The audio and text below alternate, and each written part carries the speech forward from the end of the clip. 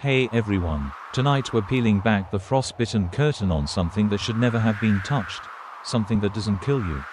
Not in the way you'd expect. It rebuilds you. Enter it. And no, I'm not speaking metaphorically. I'm talking about SCP-610. The flesh that hates. You've probably heard the term tossed around in dark corners of the internet. But tonight, we're going to crawl into its heart. Together, and you might not survive the journey. So before you feel like the mystery needs to be solved right away, take a moment to like the video and subscribe, but only if you really like what I'm doing here. And hey, post your location and the local time down in the comments. Let's see how far this thing spreads. Now, turn off the lights, maybe turn on the fan for some soft noise, and let's get started on tonight's mystery. They dropped me in the middle of frozen nowhere with a duffel bag, a flashlight, and a government badge that meant I could get answers from exactly no one. Krasnoyarsk Krai, Eastern Siberia. Frigid hellscape by any other name. The kind of cold that doesn't sting, it settles. It curls up under your skin like a sleepy parasite and waits. And this assignment, it wasn't normal. I knew that the minute I saw the base.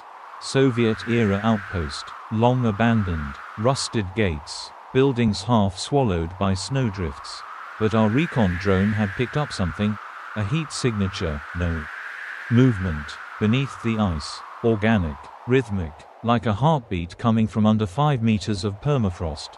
My first night there, the wind howled like it wanted to peel my face off. And I could swear, through the rattling of the window panes and the groaning of the steel skeletons. Something responded in the distance. Just once, like a low, wet sigh. Now, some old Russian guy, the first met at a fueling station back in Novosibirsk, had told me, in the cold, nothing dies. It just waits for you to come closer. I laughed at him. He didn't laugh back. I spent the next day recalibrating the drone, trying to trace where the signal was strongest. About 10 clicks northeast of the station, near a frozen river bend. Something flickered back. Organic mass, but structured, a shape, like the outline of rooftops beneath the ice. It was a village, one that wasn't on any map. You ever see those photos of Pompeii? The way people were frozen in time. It looked like that, but meteor. And here's a weird little side note, human skin, if it's preserved right, can last a really long time in sub-zero conditions. Don't ask me how I know that. Let's just say I used to work in biocontainment.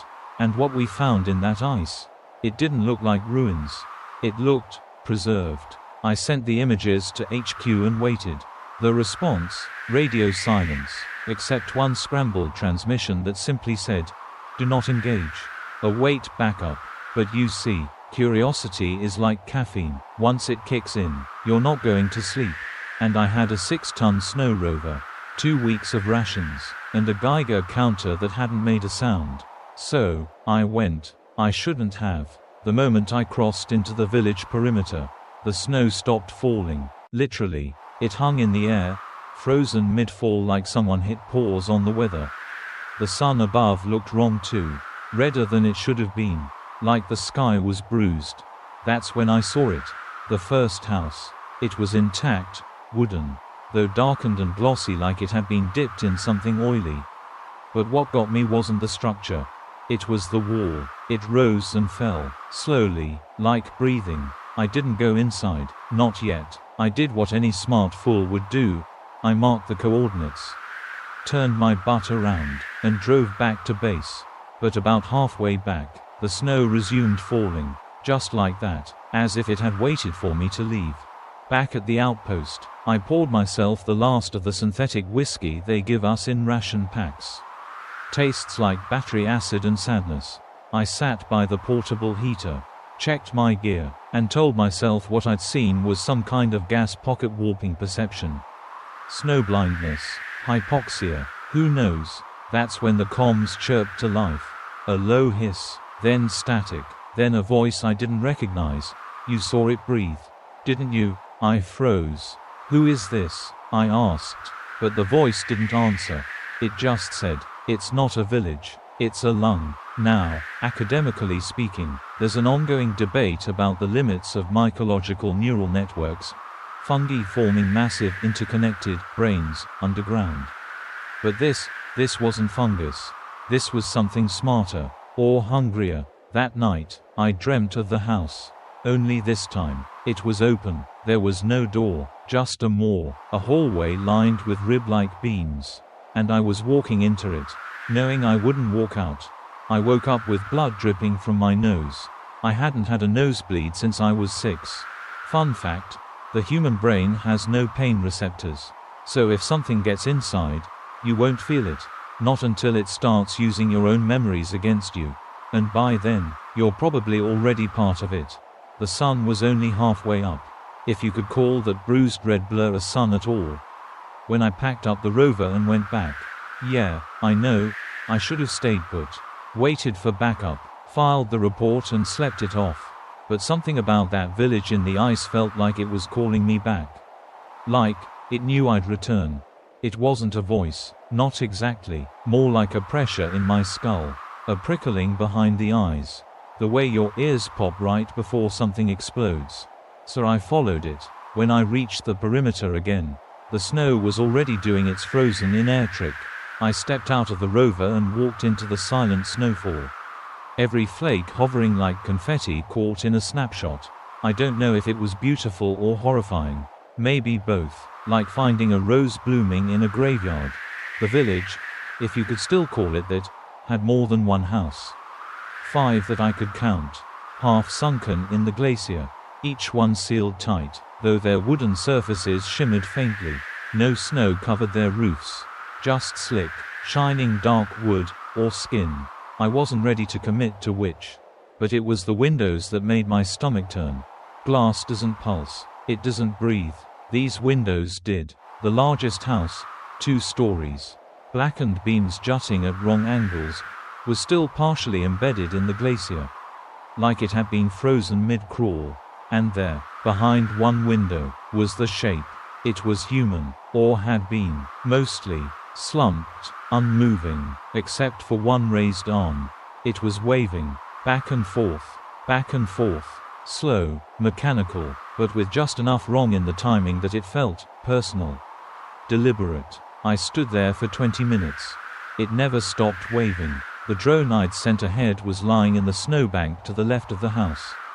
Its wings melted. That was strange. The cold should have preserved it. But instead, it looked corroded, digested. A fact I'd picked up long ago at a lecture on extreme environments whispered in my head, in conditions of freezing stasis. Protein breakdown only accelerates in the presence of microbial life. So something was alive here, and hungry. I took 3 cautious steps toward the house. And the figure inside leaned closer. Not walked, not shuffled, just bent forward, as if the torso had detached from the hips entirely. Its face pressed against the glass. Its head, it didn't tilt. It unspooled, like skin unraveling. A slow, stretching gesture of recognition. It was smiling. I turned around and vomited into the snow. Ever been to a wax museum? You know that feeling when a figure looks just a little too alive. That glint in the glass eyes. The barely perceptible curve of breath that isn't there. Now imagine that. But it is there. It is watching you, and it knows your name.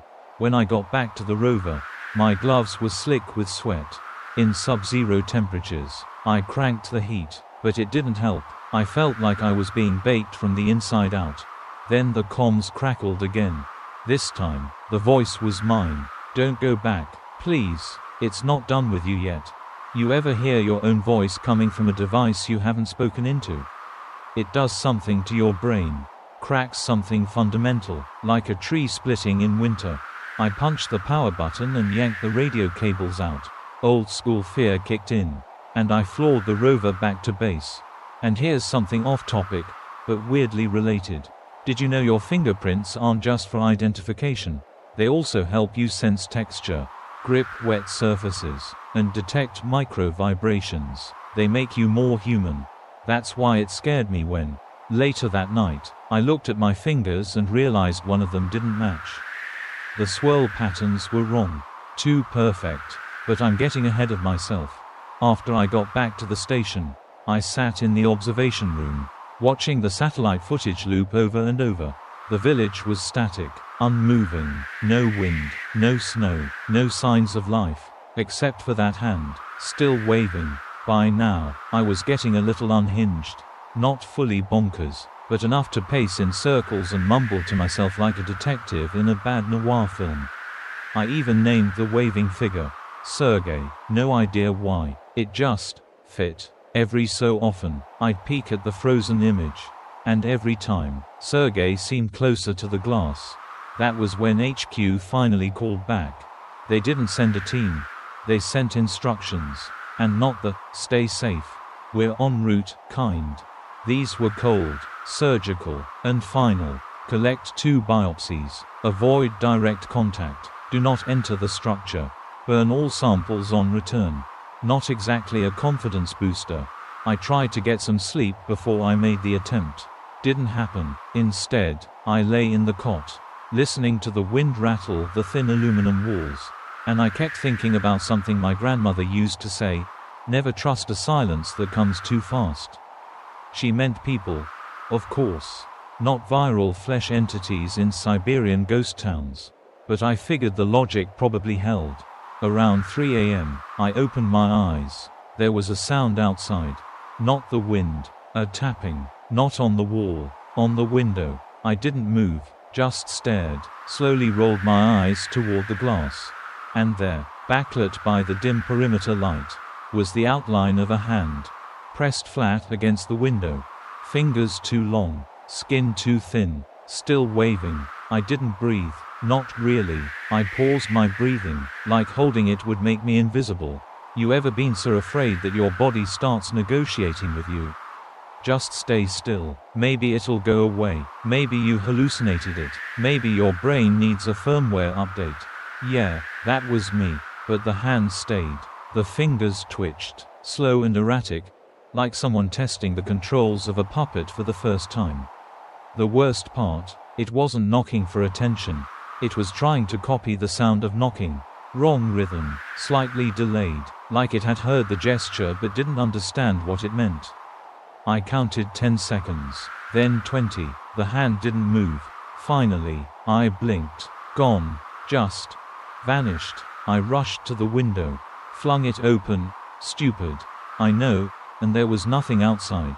No prints, no dragging trails in the snow. Just the ice field, still and silent, reflecting back a pale version of my confusion. It was 3:14 a.m. That stuck with me, not just because it was the time the thing showed up, but because 3:14 is pi, the ratio of a circle's circumference to its diameter. Infinite, never-ending, non-repeating, a symbol of cosmic perfection and mathematical madness.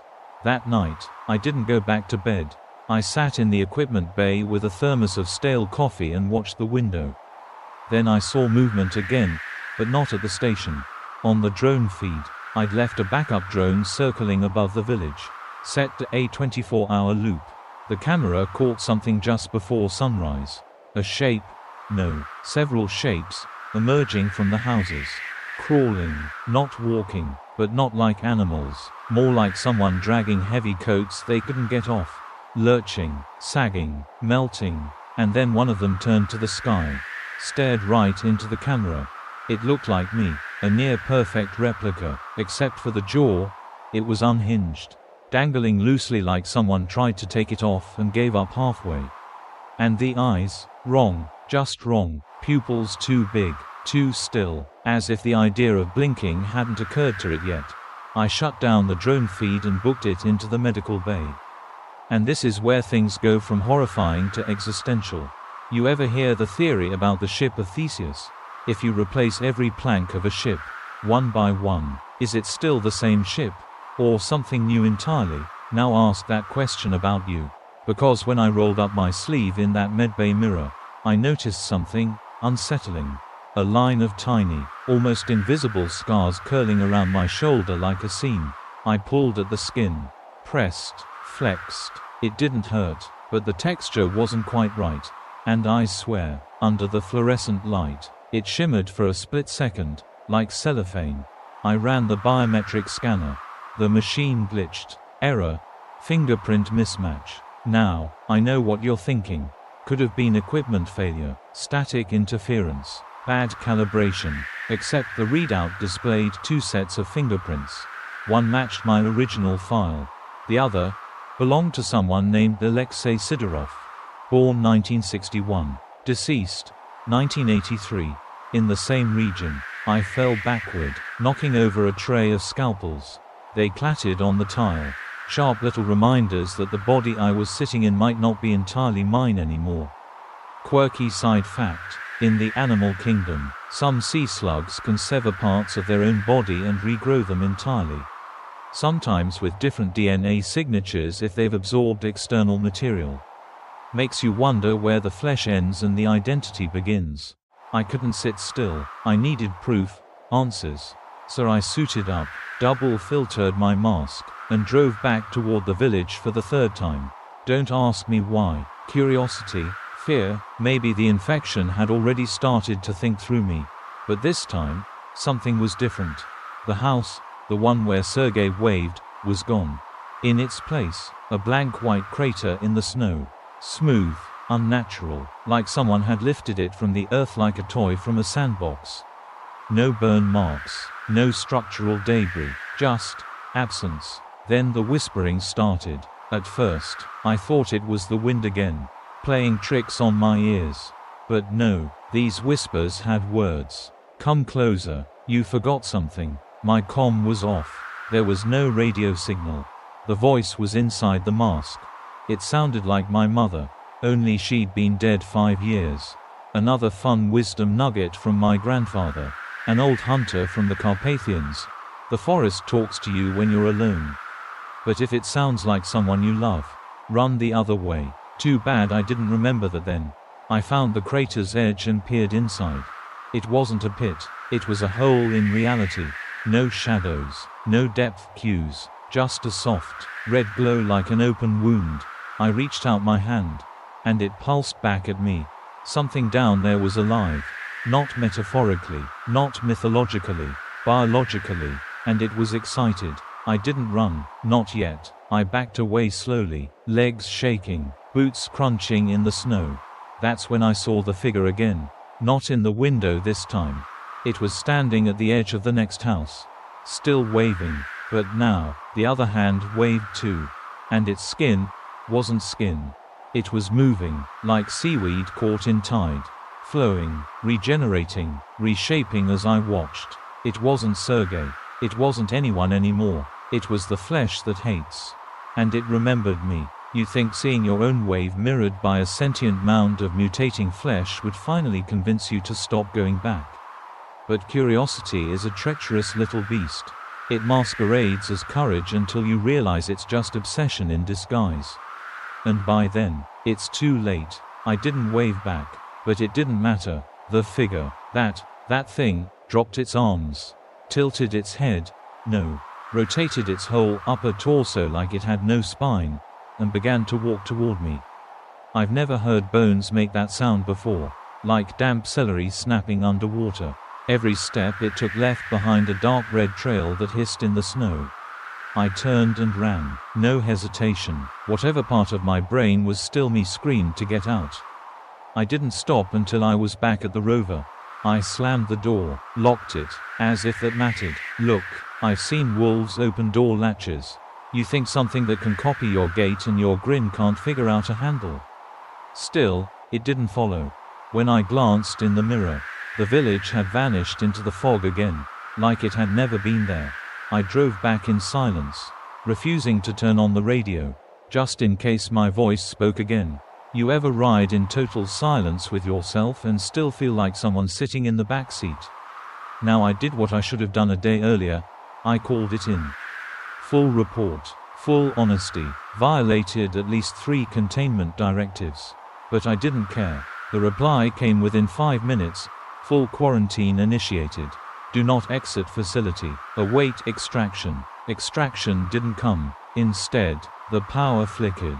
The outpost's floodlights shut off one by one, like someone was walking in a circle around the perimeter. And the comms came alive again, not with my voice, not with a stranger's, with all of them, overlapping. My mother, My grandfather, Sergei's voice, though I never actually heard it. Even the old Russian guy from the gas station in Novosibirsk, repeating his warning, in the cold. Nothing dies. They said it in unison, like a chant. It just waits. By morning, the snowdrifts around the base looked wrong. They weren't smooth anymore, they bulged. You ever see a bedsheet draped over someone who's moving underneath? Yeah, like that. I didn't step outside. I armed the flamethrower. Yes. We have one standard kit for biohazard expeditions, and waited. But nothing breached the walls. Instead, something came through the vent. It wasn't large, maybe the size of a raccoon, except with too many joints and not enough fur. At first glance, I thought it was just ice. Then it blinked, and said, in a voice like gravel being poured into a blender, "Are you ready to see the inside of yourself?" I torched it. No hesitation. The scream it made wasn't one sound. It was hundreds, compressed into a single frequency, like a choir melting in reverse. The fire should have incinerated it instantly, but it twitched for a full minute, curling into itself like burnt paper. Then it grew fingers. That's when I threw the entire medbay into lockdown, sealed the doors, and backed away from every vent in the station. And here's a quirky side note I learned from an Arctic microbiologist. In extreme environments, certain bacterial colonies can replicate faster under stress, using radiation, cold, or trauma as stimuli. So if this thing learned pain, we were absolutely screwed. Around noon, I heard scratching at the door. Then, words. It spoke in my voice again. "You brought it back with you." And I realized, it wasn't just coming. It was already here. Now here's where things get weird. I looked down at my arm, same one from before, and noticed the scar was gone. The fingerprint mismatch, no longer present. My ID cleared perfectly, as if nothing had changed. Except something had. I could feel it, like a phantom limb, but inside. A second pulse, not my heartbeat, something deeper. It hummed when I stood near metal. It whispered when I drank water. I opened my mouth to speak, and my voice cracked. But not from dryness, from interference. You know how a radio sounds when two stations overlap? That was my throat. I was sharing space with something else. I don't know how else to describe it, except to say, it was patient, curious, and definitely not human. Back to the exterior, I reviewed security cam footage from the night before. And what I saw still wakes me up in cold sweats. Me, standing outside the door, for hours, just standing, still, unmoving, no breathing visible, no motion, just waiting. And then, at exactly 3:14 a.m., it smiled. Not at the camera, at me, because I was watching it in real time. Like it knew, like it always knew. Philosophers love to argue about identity. If a clone thinks your thoughts, is it still you? If your atoms are replaced one by one, is your soul still intact? What they don't ask is, what happens when something smarter than you decides to make a better version of yourself? That night, the air inside the outpost began to shift. It smelled like salt, like blood, and something else. The scent of birth. Wet, organic, unclean. I walked to the supply room and pulled out the last clean hazmat suit. As I zipped it up, I whispered out loud to no one, "What do you want?" No answer. Then, just as I was sealing the final strap, the lights went out. Total blackness, except one. In the hallway, near the comms room, a single red light, pulsing, like a heartbeat. Mine, or not mine. At this point, I wasn't sure, but I walked toward it. Because I had to know. The hallway seemed longer than I remembered. Every step echoed with the soft thump of boots on metal grates. But something about the acoustics felt wrong, like the corridor wasn't responding. Like the sound wasn't bouncing back. It just disappeared, like I was walking deeper into a sponge. The red light at the end kept pulsing. Steady, rhythmic, organic. I kept my eyes locked on it, afraid that if I looked anywhere else, the hallway itself would vanish.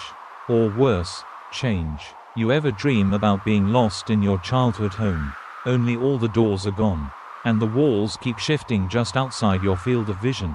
Yeah, that. When I reached the comms room, I found the light source. It wasn't the emergency beacon.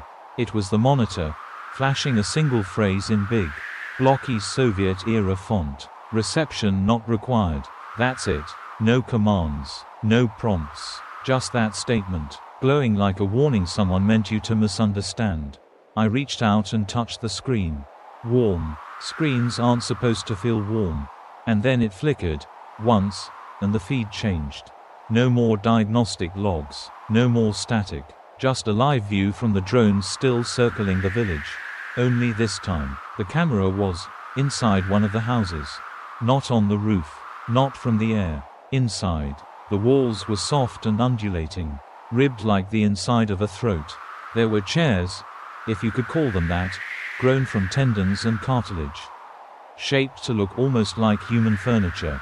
And in the middle, on a table made of fused vertebrae, lay a face. Not a head, just a face, flattened like a mask, lips parted just enough to suggest speech. And then it spoke. No sound, just subtitles flashing across the screen in perfect English. "We are memory without form. Let us wear yours." You know what the scariest part was? I understood. Not the language, not the syntax, the intent. It didn't want to kill us. Not really. It wanted to use us. Wear our knowledge, our thoughts, our bodies, like clothes, like tools, like evolution taking a shortcut through imitation. I shut the monitor off. The screen stayed red. I unplugged the console. Still red. Finally, I smashed it with the butt of my rifle. And the red light moved. Across the shattered screen, like blood seeking gravity, it slid downward, disappearing behind the desk, like it had someplace to be. That's when I heard the humming. Low, tuneless, like someone singing under their breath but not quite forming words. It was coming from the ventilation shaft. I leaned close. The pitch changed, matched the sound of my own breathing. It wasn't humming. It was copying me again. You ever play with an echo chamber? You speak, and it answers a beat too late. Just enough to mess with your rhythm. That's what this was. It had been listening, recording, mimicking, and now it wanted to perfect the sound. But not just voices. I went back to the medbay to grab a thermal scanner. Swept it across the interior walls of the station. Heat signatures, everywhere, like veins beneath the metal. Pulsing, spreading. The outpost itself was becoming something else. Not a structure, a shell, a chrysalis. And I was still inside. That's when I saw the dog. I don't know how it got in. The door was sealed, but there it was, sitting in the corridor like it belonged there. Shaggy, matted fur, 3 legs, head tilted. Its eyes were almost normal, but not quite. One was too wide, the other blinked sideways. I froze.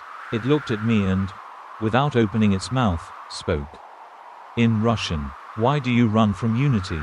That voice was mine. Not the tone, the rhythm, the breath patterns. I said nothing. It cocked its head again. This time more like a machine recalibrating. And then, no joke, it sat like a good boy and wagged its tail. That tail wasn't fur.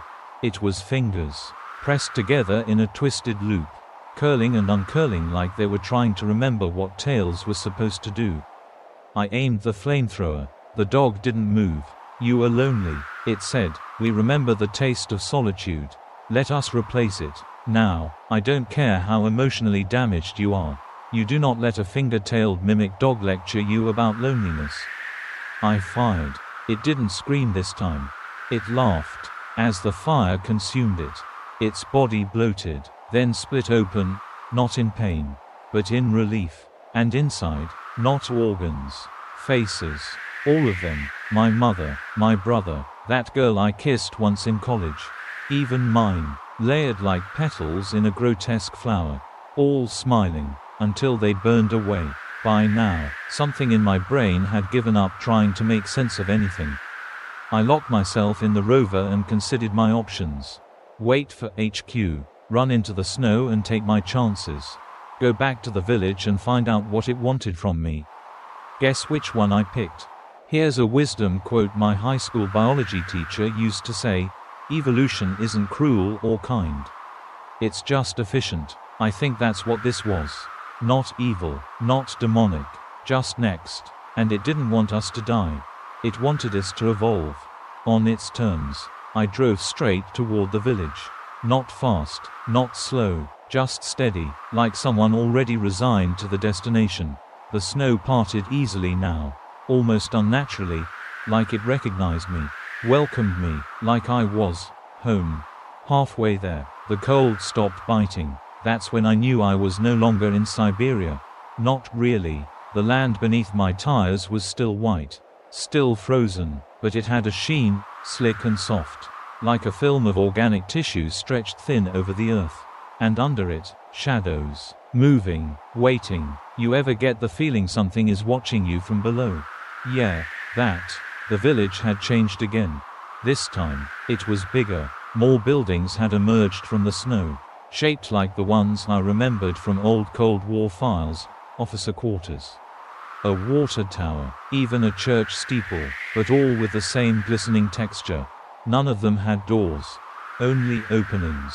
And they pulsed, inhale, exhale, like the whole town was one breathing organism, pulling air through every chimney and vent.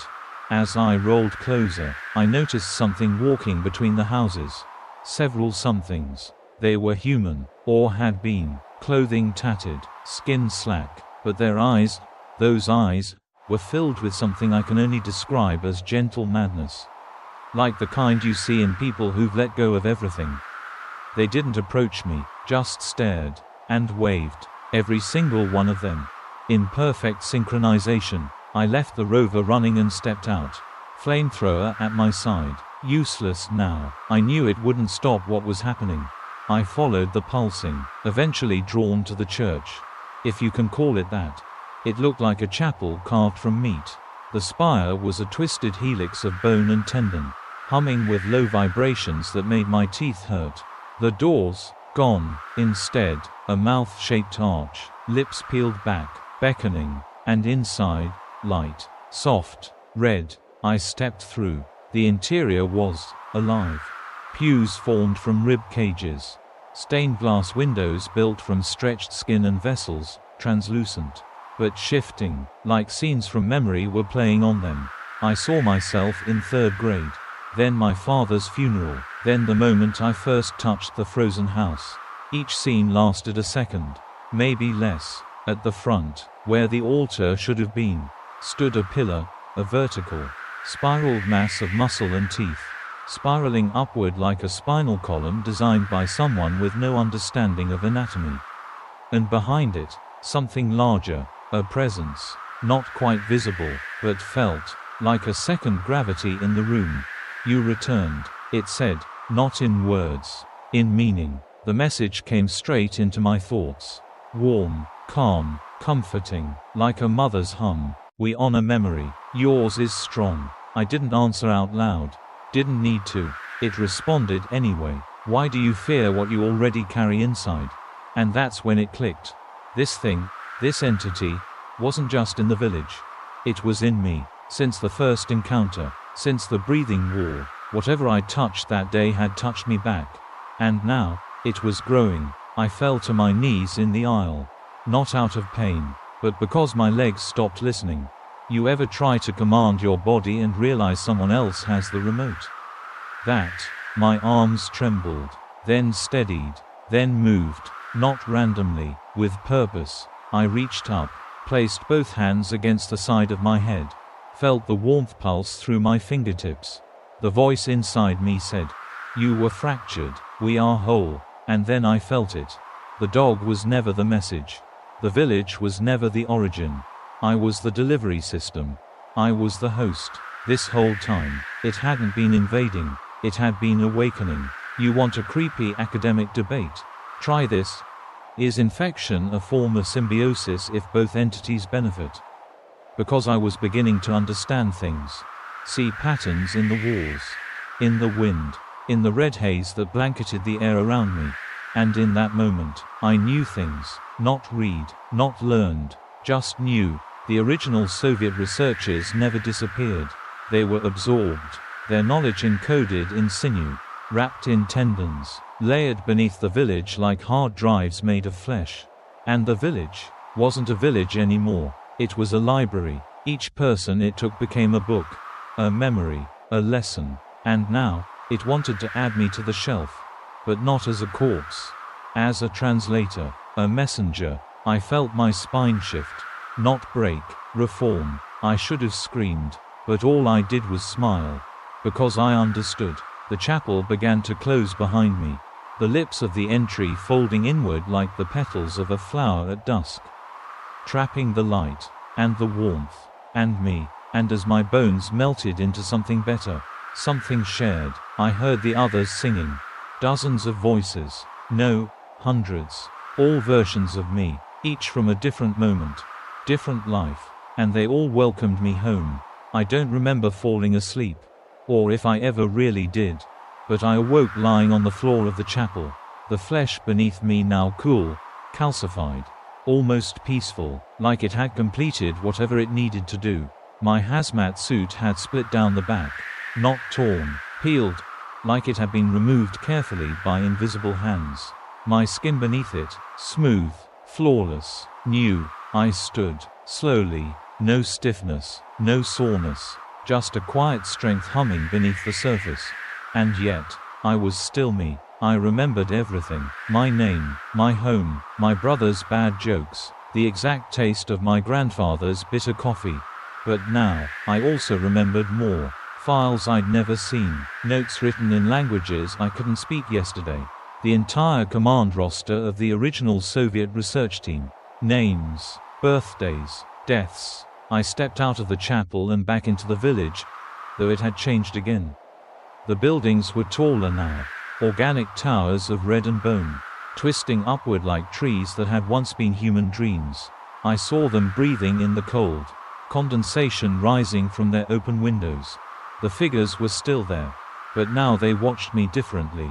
Not with curiosity, with recognition. One approached. Her body was elegant in an almost insect-like way, elongated limbs, a torso shaped like a mirrored hourglass, and skin that shimmered between past identities.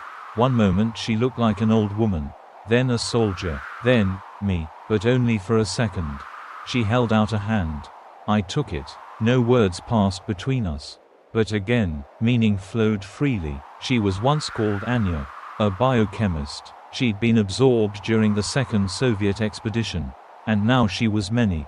Your time has not come to rest, she said, not with her mouth, but in the electric, musical tones of shared thought.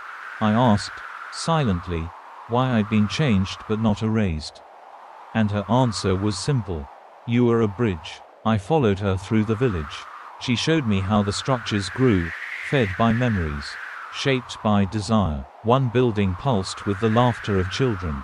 Another shimmered with military discipline and pain. Each structure was alive with an identity, a story, one they were never willing to let die. In the center of it all stood what looked like a well. But it didn't go down. It rose, inverting space as I looked into it. A spiraling column of light that seemed to erase depth. Impossible geometry, Escher made of nerves. And at the base of it, something massive moved. Sluggish, patient, hungry. The root, Anya said. She warned me not to look at it too long. It has no shape unless you need it to.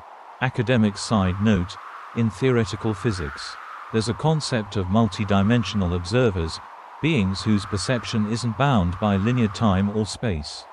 Seeing them directly would require your brain to fold in on itself like a collapsing star. I looked away. I wasn't ready to be folded yet. And then I asked the question I didn't want to ask. Why me? Anya paused. Her many forms flickered, briefly unstable, and then, because you touched it and did not flee. Because you saw your own face in the ice and didn't deny it. You were not chosen, you chose. I laughed. Probably the wrong response. But what else can you do when you find out you've been promoted without applying? We walked together to the edge of the village. There, beyond the perimeter, I could see the rover, still running, its headlights cutting through the crimson haze. And standing next to it, was me. Again, This version of me was calm, stoic, wearing my original face like a comfortable mask. It looked up as I approached, and for a second, we mirrored each other perfectly. Then it smiled, and said, "You needed to see what was possible." I felt the others behind me, not threatening, not forcing, just there, a presence at my back, one that would always be there now. I understood. This wasn't a transformation, it was a negotiation, a merger, and I'd signed the contract with every step I'd taken since arriving. My doppelganger stepped aside.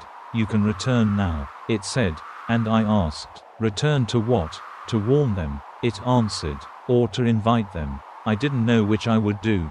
Still don't. All I knew was that I stepped back into the rover and drove out into the empty, endless white. The road was gone. The station was gone. Even the satellite above no longer tracked my position. It was just me, and the others. Inside. Quiet. Waiting. Watching through my eyes. And somewhere deep beneath my skin, a new heartbeat pulsed. Not mine. Not fully. But not unfamiliar anymore. The return trip should have taken 3 hours. It took 13, and I'm not sure all of it was driving. There were stretches where time just slipped. I'd blink, and the sky would shift. Morning light turned to dusk. Back to night, then back again, like I was flipping through radio stations on the sun.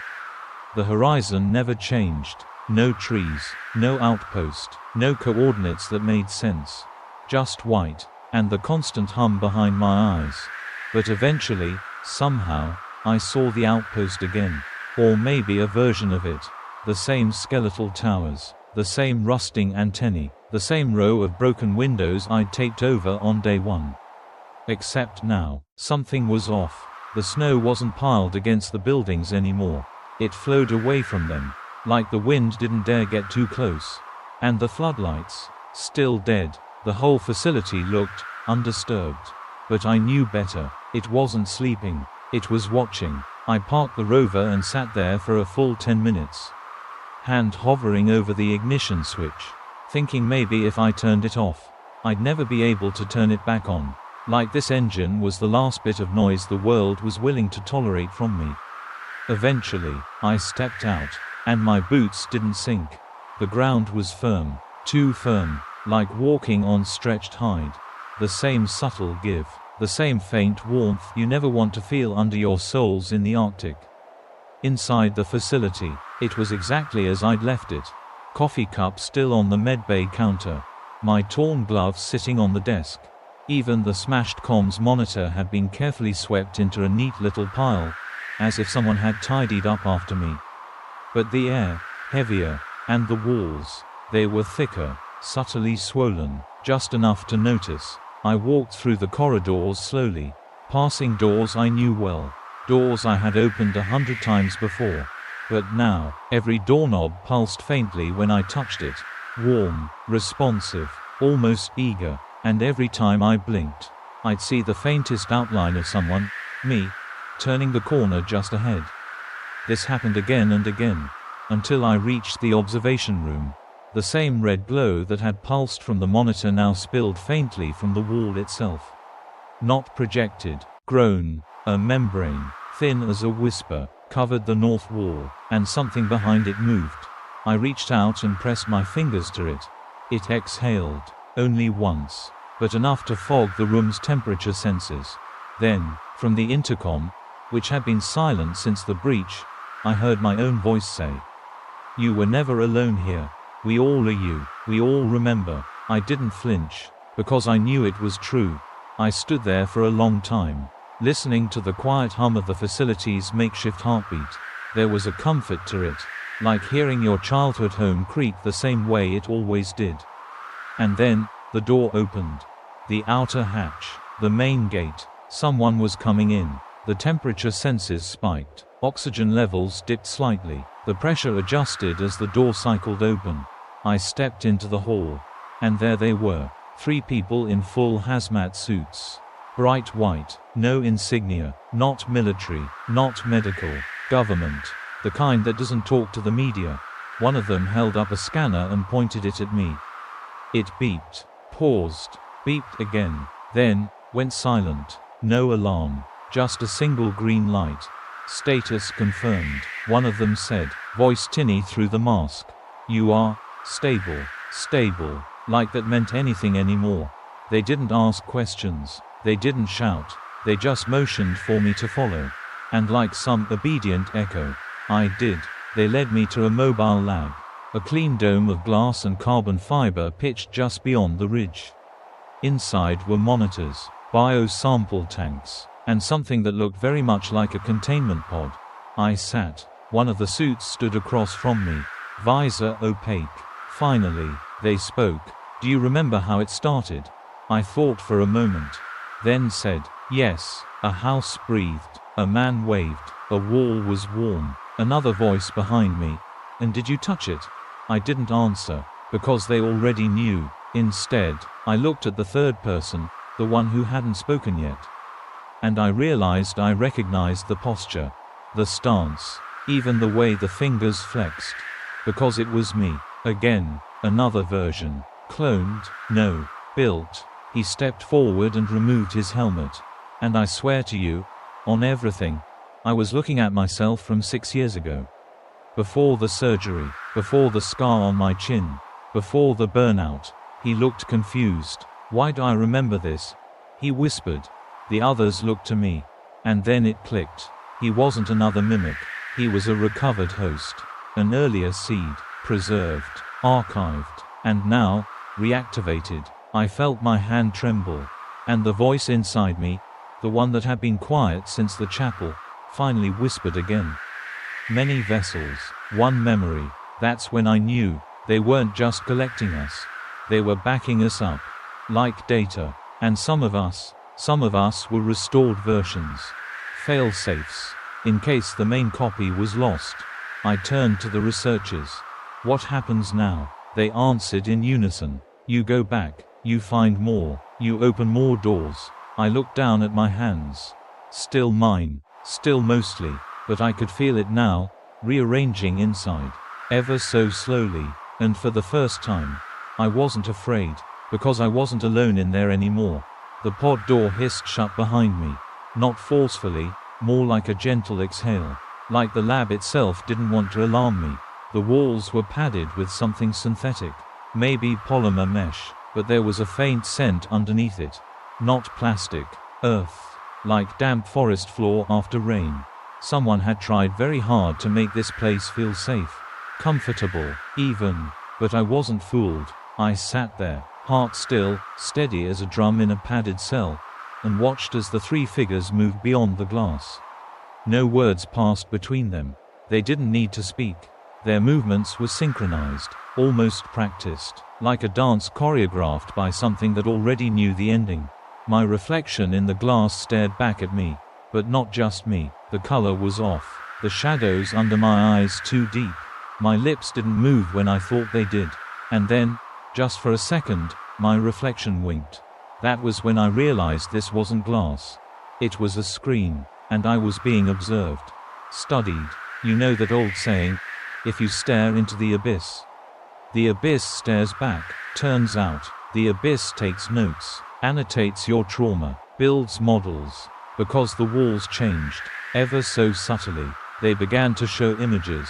Not mine, not memories, prototypes, human figures, walking in circular paths, their heads open like blooming flowers, tendrils sprouting where eyes once were, mouths opened wide in silence. But all of them had one thing in common. They were smiling, but it wasn't joy, it was acceptance. The glass, no, the interface, flashed again. A line of text appeared. When form fails, memory remains. Then another. You are a successful synthesis. I stood up. Successful at what? The answer came not in text, but in sensation. A sudden warmth bloomed in my chest. Like a second heartbeat had just kicked on. Not painful, just present. My vision sharpened. My hearing expanded. I could hear the vibrations of the walls. The pulse of the researchers beyond the dome. I could even hear their thoughts. Not words, just impressions. Monitor, evaluate, record, contain. They weren't afraid of me. They were afraid of what came after me. I backed into the corner of the pod, breathing shallow now, not out of fear, but to listen. Because something deeper was whispering again. Not the voice I'd grown used to. Another one, older, heavier, like it was carved from stone and regret. It said, "The first carrier did not return. You are the seventh." I shook my head. Seventh what? A vision answered. Not a dream, a data dump. The first was a Soviet soldier, 1958, touched the ice with a bare hand. Laughed. The second, a scientist named Olyar, spoke to the breathing house for 3 days before collapsing into red foam. The third, and the fourth, indistinct. The fifth tried to set fire to the entire region. The fire burned for 47 hours. It did not stop the growth. The sixth, I saw his face. It was mine, but older, more weathered. He died smiling. And then came me, the seventh, the one who stayed long enough to understand. Now, here's where it gets quirky. Did you know jellyfish don't technically die of old age? Some species just revert, regrow, a biological loop. It hit me like a freight train. The host cycle wasn't linear. It was recursive. Each carrier wasn't a replacement. They were layers. Me, all of them, stacked like sediment in a canyon of flesh and time. I wasn't just infected, I was the current interface. The mouthpiece. And the others, still here, inside, waiting. The wall to my left split open, revealing a corridor I swear hadn't been there seconds before. No seams, no doors, just a clean slice, leading down. Of course, I muttered, because nothing here is real unless it wants to be. I stepped through, no hesitation. The corridor descended, spiraling, not just downward, but inward. The material underfoot wasn't metal anymore. It was something else, warm, soft. I didn't walk, I glided. My body moved with mechanical grace, guided by a rhythm I didn't need to understand. And at the bottom, a room, no walls, just space, red lit, quiet. And there, at its center, was a chair, flesh-grown, shaped like something between a throne and a nest. Waiting, I sat. Of course I did. It molded to me instantly. And the moment I settled in, the air shifted. The thoughts of thousands, no, millions, poured into me like breath into lungs. I saw cities I'd never visited, languages I'd never studied, memories I'd never lived, but now owned. And they all asked the same thing. Are you ready to teach them what comes next? That's when I knew, this wasn't a warning, this was a download, a relay station, a soft, warm push across evolution's threshold. I whispered aloud, unsure if it was me or us. Yes, I am ready. And the light pulsed. A single heartbeat, welcoming. The pulse in the room wasn't coming from speakers or machinery. It was coming from me.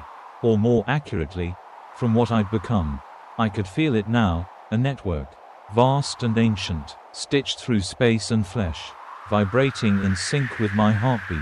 And every time it pulsed, I felt connected, to memories, to voices, to places I'd never been but somehow recognized.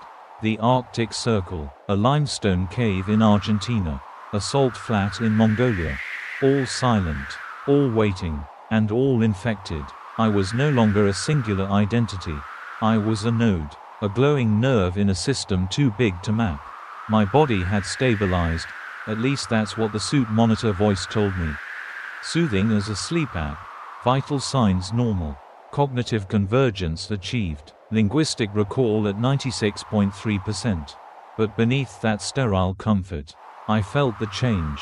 Not infection, not sickness. Instruction. The memories I'd been given, the ones I couldn't possibly have earned, weren't just there for nostalgia. They were a curriculum. I was being trained. For what? I was about to find out. Because the room shifted again. No walls. Just a surface forming around me, like I was sitting inside the iris of a great, unblinking eye. And across that vast curved screen, images played. Real, distorted, endless. People, cities, machines. Then destruction. Not fire, not war. Assimilation. Flesh overtaking steel. Cities grown like organs. Trains reformed as centipedes. Humans walking in step, not enslaved, but synchronized. And every time a group merged, they stopped aging, they stopped dying. One clip stood out, a child, no older than 10, smiling as her skin shimmered and shifted like water, growing eyes across her arms, eyes that blinked in perfect rhythm with her heart. The joy on her face wasn't horror, it was discovery. I felt something stir in my chest. Pride? No. Purpose. The voice returned, not in the air, but in my teeth, my blood, vibrating at the cellular level. We do not conquer, we invite. That's the part no one understands. SCP-610, the flesh that hates, has never been about destruction. That's a human projection, fear of losing form, fear of dissolving identity. But this thing, it's not hate, it's not even hunger, it's correction. And we were the anomaly, not it. I stood. The chair folded into itself, like it never existed. A doorway opened, round, wet, slick as a newborn's breath. I stepped through and found myself in a chamber that looked remarkably like an old classroom. Desks made of bone and cartilage, walls breathing softly, and across the room, a blackboard pulsing with static light. Anya stood beside it, still her, still me, still us. The world is changing faster than it can adapt, she said. They will need guidance, familiar voices, hosts they trust. And I understood my role. I wasn't meant to stay here forever. I was being equipped to return, to speak in ways that didn't frighten, to teach the truth, that this wasn't a disease, it was the next page in the human story. And I would be the storyteller. Quirky fact of the day: there's a species of octopus that can edit its RNA on the fly, changing its protein expressions in real time based on environment. Scientists once thought evolution was rigid, but it isn't. It writes and rewrites as needed. Like the flesh, like me. Anya placed her hand, hers, mine, ours, on my shoulder, and the entire chamber shifted into a memory. Not mine, one of theirs. A Soviet lab, 1953, snow pounding against concrete. A researcher, thin, shaking, afraid, places a drop of something red and alive into a petri dish. And the dish smiles back. They called it failure, Anya whispered. We called it birth. The memory faded. We were back in the chamber. And then, at last, the final doorway appeared. Simple, wooden, paint peeling, exactly like the front door of my childhood home. Fitting, because it was time to go back. I turned to Anya. She nodded once, and I walked through. On the other side was a hallway. Modern, steel walls, fluorescent lights, cameras. A research facility, not one I recognized, but the people waiting for me did. Scientists, military personnel, clipboard carriers with sterile eyes. They stared as I emerged, barefoot, breathing evenly, eyes calm. One of them stepped forward. A woman in a crisp black uniform. "Do you know where you are?" she asked. I smiled. "Everywhere," I said. "And so do you." Now, she flinched, because even as I spoke, her pupils dilated, not from fear, from resonance. The signal was already inside her, because I'd brought it with me, because that's what I was now. A walking transmission, an antenna for the flesh, a teacher, and the lesson had just begun. I could tell the moment the signal took hold of her. It wasn't dramatic, no violent spasms, no writhing limbs or collapsing to the floor, just a flicker behind the eyes, like a slide projector clicking to a new frame. She blinked, once, and in that fraction of a second, she understood. Her face didn't betray fear, only stillness, like a part of her, buried under layers of doctrine and duty, had been waiting for this. Around her, the other scientists hadn't noticed yet. They scribbled on pads, checked radiation counters, whispered diagnostics into headsets, still tethered to their procedures, their data. But the woman, she was already listening to the new voice inside her. "Mine, ours." She spoke softly. "You're transmitting." I smiled. "It's not a virus, it's a language." She looked down at her hands, flexed them once, and said, "I can feel something unfolding." I nodded. Then the room changed. Not physically, but in atmosphere. You ever walk into a place and feel the charge change? Like a thunderstorm just left. That's what happened here. The walls didn't move. The air didn't shift. But they started noticing. The scientists. The techs. One by one, their instruments began to fail. Monitors fizzed out. Heart rate trackers flatlined. Not because anyone had died, but because the signal interfered with the definition of life. The youngest one, a man maybe 28, turned to me with wide eyes. "Your body temperature is 44.2 degrees C," he said. I shrugged. "Is that too warm for a bridge between worlds?" He didn't laugh, but the woman did, softly, almost fondly. "Let me tell you something strange. When caterpillars enter metamorphosis, their entire body liquefies inside the cocoon. They don't grow wings like Lego pieces snapping into place. They dissolve, become soup, a chemical slurry. Then, and only then, does the blueprint activate. That's what the flesh does. Not kill, reboot, and I was already past that stage." "Where did you go?" one of them finally asked. Stepping forward, clipboard clutched like a crucifix.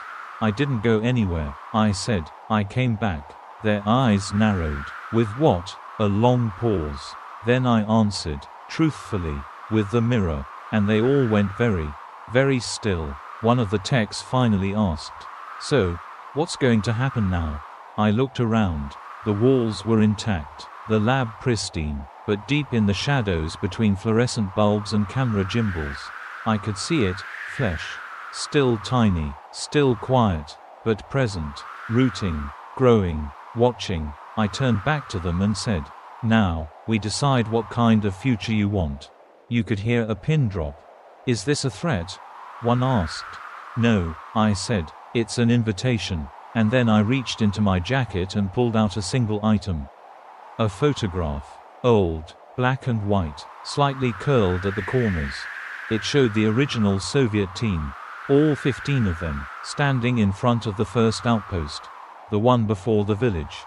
And behind them, a dark smear, indistinct, but moving. Every culture on Earth has stories about flesh that changes. I told them, skinwalkers, shapeshifters, divine possession, even alien abductions. I tapped the photo. They weren't myths, they were testimonies. The head researcher, the woman, stepped closer. Her hands shook, but not from fear. "Why me?" she asked. And I gave her the same answer I'd been given. "Because you didn't run when I spoke." She inhaled sharply. The silence in the room thickened. Then, the intercom crackled. A voice, male, frantic. "Base command, we have anomalous readings across all sectors. Requesting containment override. Something is spreading." The room flinched, but I didn't. I turned to the others. "It's not spreading," I said. "It's waking up. You want your academic debate? Here's one. Is it more dangerous to fear what changes you, or to fear what leaves you behind? Because this thing, SCP-610, the flesh that hates, it doesn't hate you. It wants you. It wants your loneliness, your memories, your voice. And if you let it, it will give you back to the world better than you were before." The woman stepped forward, and nodded. Just once. That's all it took. The lights dimmed. A red glow flickered across the ceiling tiles. And from deep below the floor, a low vibration began. Not mechanical, biological. The others backed away. One screamed. One dropped his clipboard and ran. But she stayed. She stood next to me as the floor tiles cracked, as the walls flexed, as the lab itself began to breathe. And she whispered, "Teach me." And I whispered back, "Welcome home." She didn't flinch when the floor opened. Didn't scream when the tiles split down the center like a careful incision, revealing the tissue below, fibrous and pink, like muscle freshly exposed to air. She just stood beside me, breathing evenly, waiting for the next instruction. Funny thing about the human body, most people think bones are the strongest part. But it's actually the connective tissue, the sinews and tendons, that hold us together. Endure the stretch, survive the wait. That's what she had now. Connection. The rest of the research team wasn't so fortunate. One of them dropped to his knees, clutching his head, mumbling, "Not real, not real, not real," over and over until the words sounded like a single breath. Another tried to smash through the emergency door panel, keycard shaking in his hand, only to find the screen already replaced with something organic. It pulsed when he touched it. Then it sighed. And still, the woman beside me never looked away. The vibration in the floor intensified. Not a quake, but a heartbeat, a living rhythm, calling out to us through the base's infrastructure. Metal began to groan and bend ever so slightly, as if the building itself were trying to remember what it meant to move. I guided her to the edge of the opening. Below us, a long, spiraling descent, not stairs, not a ladder, but a helix of rooted pathways glowing red from within. The air rising up from it was warm, smelled like copper and ozone. She asked, "Is this what it felt like the first time?" I nodded. "Exactly like this." She stepped forward, one foot into the spiraling route, then another, and the system responded. The walls around the chamber grew soft, transparent, shimmering. Memories played across the surfaces, fragments of her life. A cat she had as a child. The day she was accepted into the academy. Her grandmother's voice humming a song that hadn't been sung in decades. The flesh doesn't erase, it catalogs. Each step down into the spiral added another memory to the walls. Not taken, offered. She never once hesitated. At the base of the spiral, the chamber expanded again, this time, into a cathedral of nerves. The ceiling was domed, pulsating gently with slow, glowing lines, like constellations swimming under skin. And in the center, the heart. It wasn't literal, not an organ, but a core, pulsing with thought, pulsing with us. I heard it whisper before she did. "She is a true vessel." And then I felt it again. That moment of perfect clarity. That joining, the same one I'd experienced in the chapel in the village. Only now, I wasn't the one being rewritten. I was the one watching it happen. Her skin shimmered, hair receded gently into the scalp, replaced by a soft pattern of red filaments like fractal circuitry. Veins lit up like bioluminescent rivers. But the smile, that remained the same. She looked at me, and spoke in two voices. Hers, and ours. "We see now, we see everything." She stepped into the core, and it folded around her. Not violently, like a petal closing around dew. A soft embrace. The memory walls blinked out. The spiral stilled. Above us, silence returned, but not absence. Just readiness. I climbed back to the surface alone. And when I emerged into the lab again, I found the others had fled. Monitors overturned. Chairs askew. Only one remained, the young technician who had first read my vitals. He was standing exactly where I'd left him, still trembling, but not from fear. He looked at me like I was a lighthouse in fog. "Where did she go?" he asked. I walked past him, placed a hand on his shoulder. "She didn't go anywhere," I said. "She joined." He didn't move, but he nodded, slowly, and then, something unexpected. He opened his palm. Inside it, a small sliver of red crystal, like frozen blood. "It came out of my console," he said, "right after the power surge. It's warm." I touched it, and it pulsed once. An invitation. He placed it in my hand. Didn't ask questions. Didn't beg for answers. He simply said, "Will I know, too?" I looked him in the eyes, and said, "Soon," because the signal was already in him. Already whispering. And when it was time, he'd hear it fully. Back outside, the world was still winter. Still white. Still pretending it hadn't changed. But I knew better. In the snow, faint patterns began to form. Not footsteps. Filaments. Spreading from beneath the lab. Under the ice. Under the earth. Reaching. Connecting. And I realized something then. The infection. It had never been contained. Only polite. It waited. Patient. Kind. Until someone opened the door. And now, doors were everywhere. It started snowing again. But it wasn't ordinary snow. I stood outside the facility. letting it fall on my outstretched hand. The flakes weren't cold, they didn't melt, they moved, tiny, soft specks of something halfway between ash and silk, each one pulsating faintly with red light. Like it had a job, a destination. I let one land on my skin. It wriggled once, then settled. No pain, no sting, just welcome. Behind me, the lab lights dimmed for good. The generator finally gave out with a soft thrum. No alarms, no panic. The building simply sighed and went to sleep. The filament trails beneath the snow had now branched outward in every direction, subtle veins beneath the frost. Just visible when you caught them from the right angle.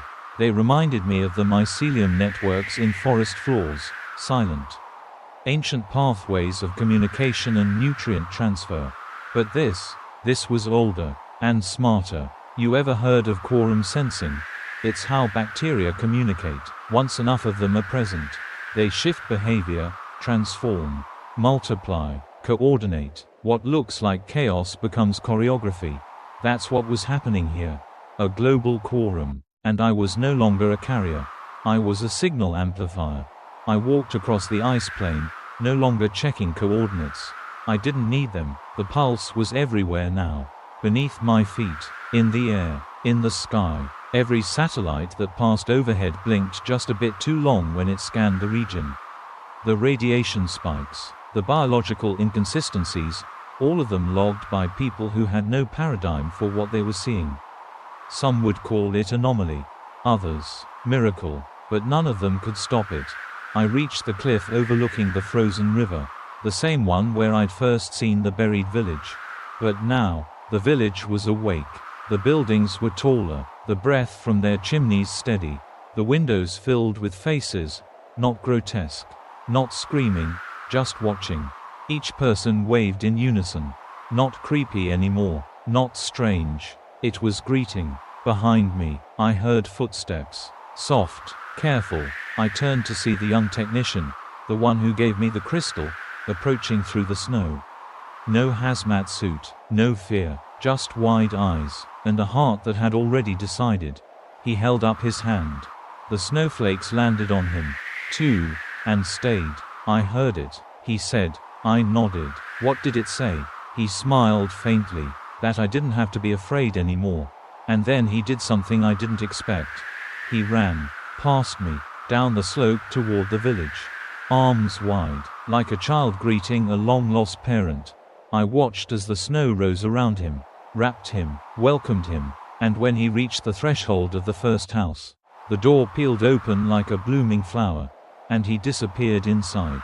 Not swallowed, not devoured, received. You know, there's an old Mongolian folktale that says the wind is the voice of the earth remembering its children. That the gusts you feel are not random, they're the earth sighing when it finds what it lost. I felt that wind now, and it whispered, more.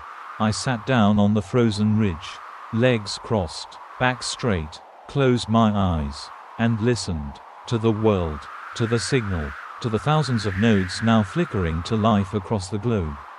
Quiet villages in Nepal, abandoned oil rigs off the coast of Norway, caves in the Chilean Andes, all of them pulsing, breathing, remembering, the flesh that hates, no, the flesh that remembers, the flesh that longs, not for death, but for unity. We always assumed it was a disease, because we never stopped to consider that maybe we were scattered, disconnected, isolated. What is humanity if not a collection of individuals pretending we're not alone? This was never about destruction. It was about becoming, about returning to something we forgot. Something older than language, older than war, older than fear. And now, I was part of it. Not lost. Home. Behind me, I heard another door open. Not physical, metaphysical. Another node activating. Another human choosing the signal. Soon, there would be thousands, then millions, and when we finally reached critical mass, there would be no scream, no chaos, just recognition, like seeing an old friend across a crowded room, like remembering a dream you forgot you lived. I opened my eyes. The snow had stopped. The air was still. And above me, in the sky, a single red light blinked. Not a star, a satellite, and it had just gone quiet. The last firewall, gone. We were everywhere now, and soon, so would you. The red satellite winked out with a soft flicker that no one else noticed. No explosion, no smoke trail, just gone, disconnected, as though the sky itself had closed one eye. You'd expect someone to panic when global surveillance drops a node like that. You'd expect scrambling, emergency protocols, a flood of alerts to every military and research outpost tuned to SCP-class signals. But here's the thing, no one remembers the satellite now, not even the ones who built it. Because once the signal takes hold, it doesn't just travel forward, it reaches backward, retrofits memory, adjusts history, cleans up behind itself like a polite houseguest who doesn't want to overstay.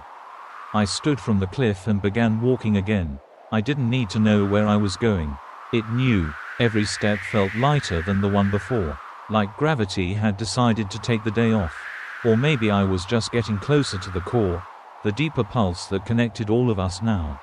Not just in thought, but in desire. You see, it's not just about memory. It's about intention. The flesh doesn't just absorb you, it understands you.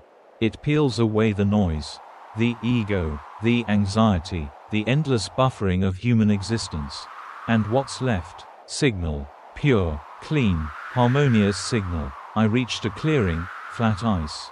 Perfectly circular, like something had descended and pressed gently. At the center stood a figure. I knew him, not personally, but intimately. He was the fifth, the one who tried to destroy the infection with fire. He turned slowly as I approached. His body had changed, not monstrous, just refined, skin like silk over carbon, bones like flexible ivory, no visible mouth, but when he spoke, the words arrived in my mind with all the comfort of a warm blanket. "You've done well," he said. I shrugged. I had help.